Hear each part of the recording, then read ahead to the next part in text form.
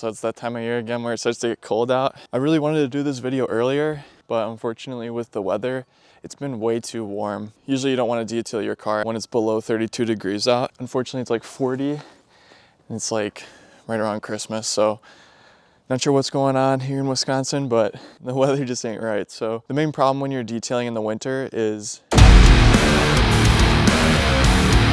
if you just want the quick facts, one, keep your water just under the specification of your pressure washer. You'll find it in the manual. You want to run the hottest water you can without damaging your pressure washer because it gives you more working time before the water freezes. Two is if you're doing the interior, when you're doing carpets, use as little cleaner as possible because the more cleaner you use, the longer it's going to take to evaporate, and especially in cold weather, you're not going to have it, it's not going to evaporate nearly at all. So you want to use as little cleaner as possible. And then obviously, if possible, you want to try and keep your equipment inside. Even if you are working outside, you can still maybe have your pressure washer sitting in a garage. So at least if it's windy out, it won't get affected by that. And maybe that'll give you a little more working time. So it's all just about managing how much time you have to work with your water and your chemicals and trying to use as little chemical as possible, especially in the winter if you're outside. Guys, make sure to pick up some merch at dualdetail.com/shop. You won't regret it. So you don't want water to freeze inside of your pressure washer for obvious reasons because it'll literally break the whole thing.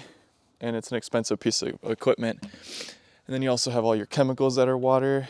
You don't want to blow up your spray bottles. And then for the final piece, when you're using cleaners inside the car, if it's colder out, it's not going to evaporate as well. And then you're going to be left with the carpets being wet, and that could cause issues with smells and stuff like that. Making sure you're detailing during the winter properly, especially if you don't have a place inside that's warm. That's going to be what you want most, is a nice warm area where you can detail inside. But if you don't have that option, there's ways around it that you can detail in the winter outside with minimal risk to your equipment and to what car you're working on. So first I'm just gonna foam this thing down like always, and we'll just start working on it. And as we go through, I'll be talking about some of the different things you wanna watch out for and pay attention to. Okay, let's get this thing foamed down. The main issue with detailing in the winter is gonna be water freezing. So ideally you wanna detail only when it's above, like let's say like 35 degrees out, because anything lower than 32 is gonna have water freezing. Obviously that's just 32 degrees Fahrenheit or 0 degrees Celsius. Anything below that is gonna be freezing, and that's where your issues are gonna be. When it's winter, obviously there's a lot of salt on the roads. That's gonna mess up your paint and corrode the vehicle a lot. So that's gonna be the time when you wanna detail your vehicle the most, is during the winter. So the best way around that is, one, you need to know the limits of your pressure washer. So the thing with pressure washers is they require cold water because that's how it lubricates itself and also cools itself down. So if you use warm water in a pressure washer, it's gonna break like really fast. But usually there'll be a limit to how warm the water can be. For example, I'll pop this up on screen. My pressure washer is electric, and anything below like 100 degrees Fahrenheit for the water is okay to use. So ideally what I could do is I could get some water that's maybe like 90 degrees, and that'll give it some time before it freezes in the system at all. So, and it'll still be cold enough to cool the engine. It's like within, the specification of the manual. Like I don't run into any issues there. So that's one little trick you can use. And there's a couple other ones, but first, let's wash this car down.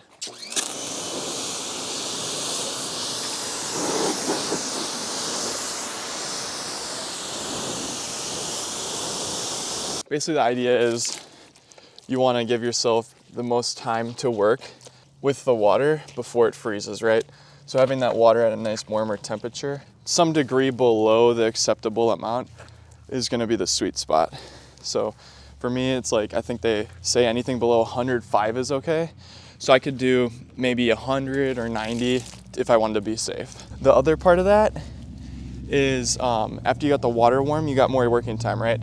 So you can do things to help minimize or maximize your working time as well, such as putting your equipment inside, even if you're working outside. So if you have a garage, you can maybe reduce the amount of wind chill by putting your pressure washer inside perhaps, or something along those lines.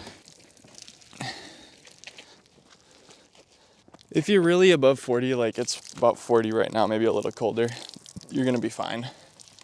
But you just gotta remember that things aren't gonna dry as quickly. So you're probably gonna need to take some time to dry things, especially on the interior.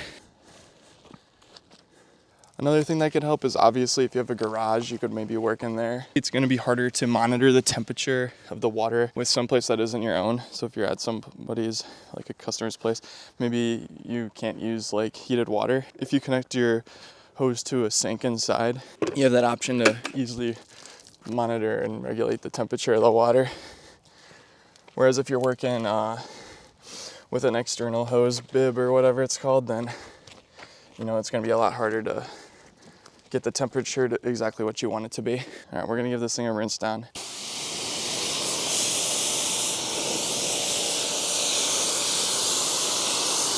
One nice thing about working in the winter is you don't really have to worry about the car drying off too quickly for you. So that's the one good thing. And guys, first video where I'm wearing the merch. Kinda hyped. Hyped.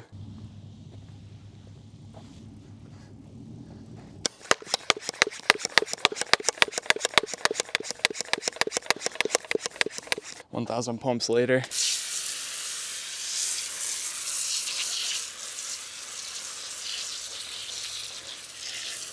Have fun watching the soap dry. All right, let's give him a good rinse down now. You know how it works.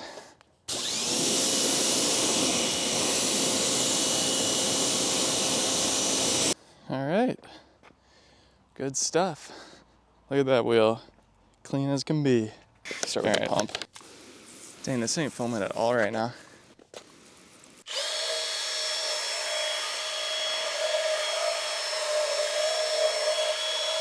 Now it's time for the pressure washer.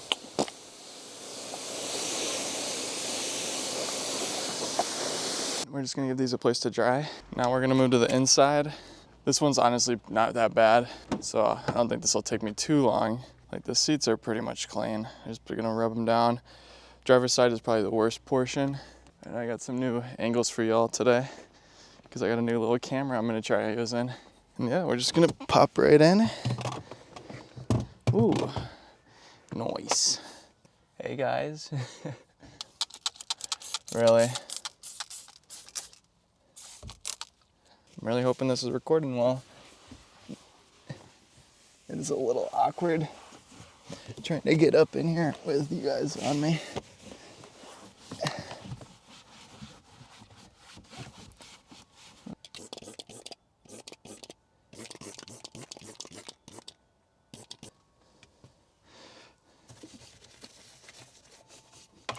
And you guys get like nervous when, you know, you're in the middle of doing your work and someone comes out to check how you're doing. I'm always like, oh my God, what are they gonna think? Because like I'm not done, you know.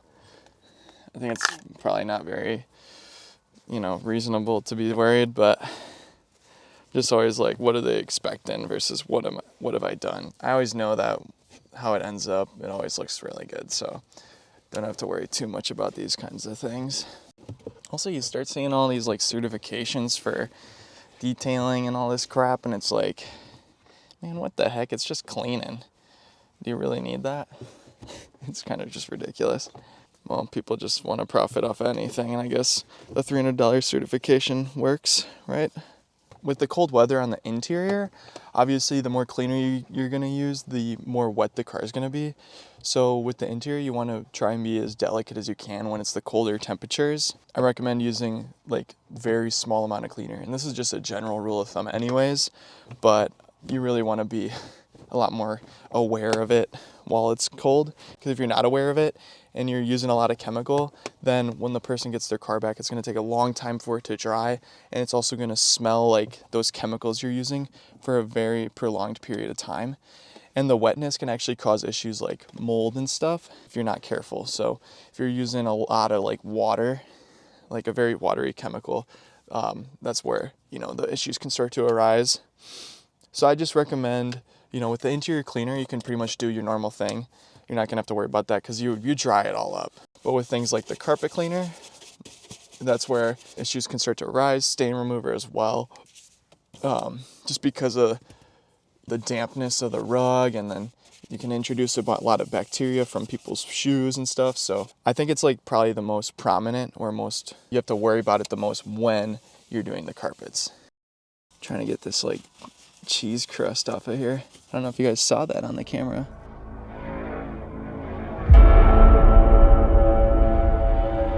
But we did pretty good. Got whatever that tartar sauce was out of there. So you can see like most of this is dust. Maybe you can see it, I don't know.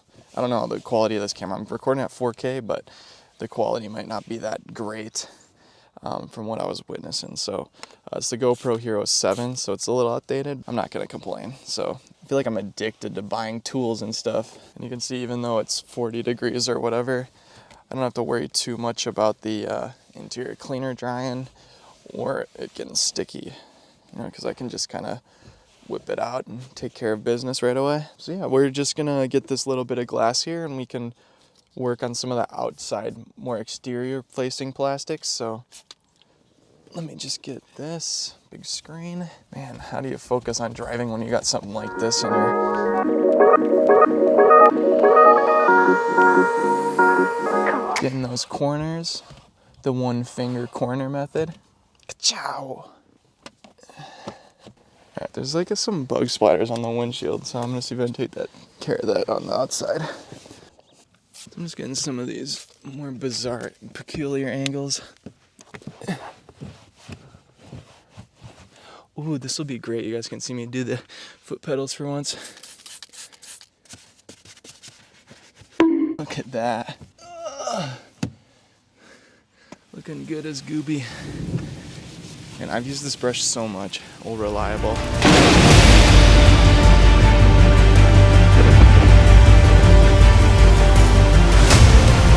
Check out the other view. Oh my gosh.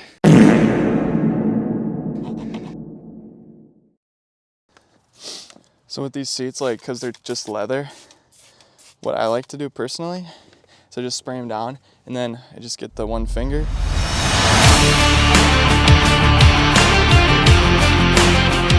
And just crevice it into the crack, and just try to mop all the crumbs onto the floor. It's really efficient because you don't have to worry about, vacuuming the seats then. I mean, you still can after, but it might just save you a step. One thing that I was thinking about is, how do you like clean seat belts? Because sometimes those things get pretty dirty. And, I saw this little seatbelt brush and I was like, maybe I should get it. But then I'm like, that seems dumb. Like, why would I need a specific brush just for seatbelts? That seems like a money grab. I think what you could probably do is just throw some carpet cleaner on it and just use a microfiber and just go up and down it. When I'm right at the point where my interior cleaner almost doesn't want to shoot out any more cleaner. 360 spray bottles, guys, I'm telling you. They're so worth. I know you guys can't really see anything right now. Just doing the driver's side. But remember last time I was on the driver's side and you guys were I was on the passenger side and you guys were on driver's side? I remember I said, just imagine. So just imagine me wiping a seat, going ham, absolutely destroying any of the dirt and the cracks. And there's nothing left behind except for the seat once I'm done. It's magnificent, isn't it? You can see it? Now you can, yeah? Good. Oh no, shoot. Frick, it's starting to rain. We gotta work fast. It's a battle against the rain at this point. This is another good lesson, how to detail in the rain.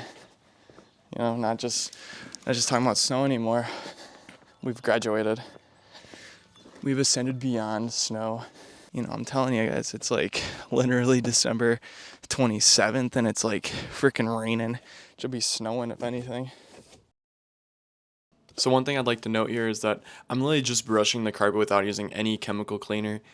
This is something you're going to want to do majority of the time. You only really need carpet cleaner if there's dirt or stains that are deeply embedded into the carpet. Most of the time you'll just have like crumbs or like leaves, things that you can easily like sweep up. And so if you have that situation, it's better to not use any chemicals and just focus on brushing. Because if you use a lot of cleaner, it's obviously going to sit in the car because it doesn't have the heat to evaporate. And so that can cause mold. And with the driver's side, it's really tough because that's where the most of the dirt is going to be. So you just kind of want to only use the cleaner where you need to use it. And so in this car, I decided to use cleaner on the driver's side, but I used a very little amount compared to how much I normally would use. Man, I don't know why it took me so long to learn this, but not using carpet cleaner really has its potential.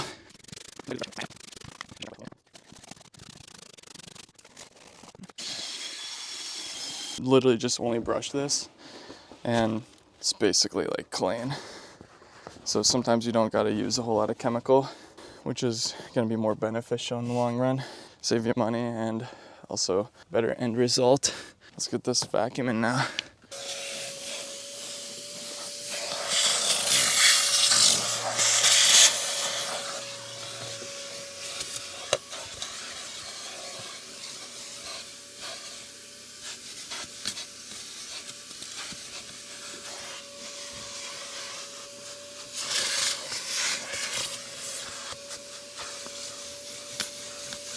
We just gotta get the floor mats in, but I just want to give you guys a quick tour around.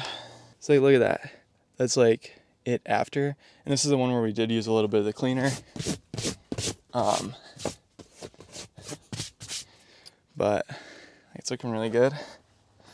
Still have to hit the door jambs, or the doors, the windows. All came together pretty nicely with minimal effort, and that's part of what you want during the winter detail. Let me just grab this little nook here.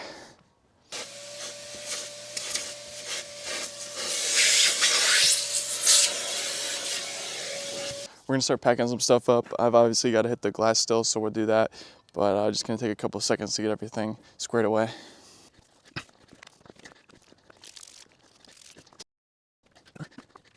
How to wrap up pressure washing cords so you have an easier time to unwind it. So first thing we're gonna do is like grab it. You kind of want to go with the feeling of the cord. There'll be a point when it just kind of like naturally loops, and you want the loops to always be on the same side. So if the start is on the left, I want to build out to the right. There's a point when I loop it where it tries to loop back in like this, and when it does that, I want to make sure it's just on the top, so you can just shuffle it back over on the top there. So it's doing it again. It's doing like this. I gotta go around. When you go around, it'll be a lot easier. So yeah, another thing for winter, if you're have water in the hoses and stuff, you want to try to make sure you get all of that out, so then if it does freeze, it at least won't explode the hose. An hour and a half for this, not bad. It's definitely a faster detail.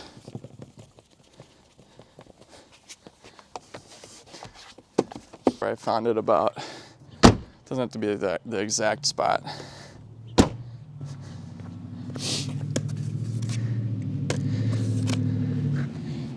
You just want to be thinking about, be a little considerate of all that.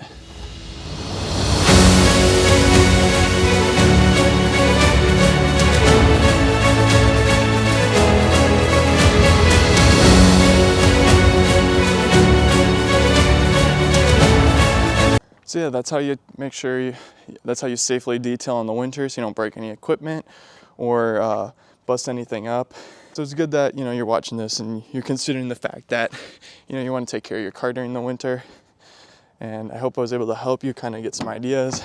It's really important to make sure you're taking care of your car year round, not every single day, maybe like at least once a month. Yeah, that's pretty much it. Now this was a bit of a longer video for such a short discussion. As always, I love you guys.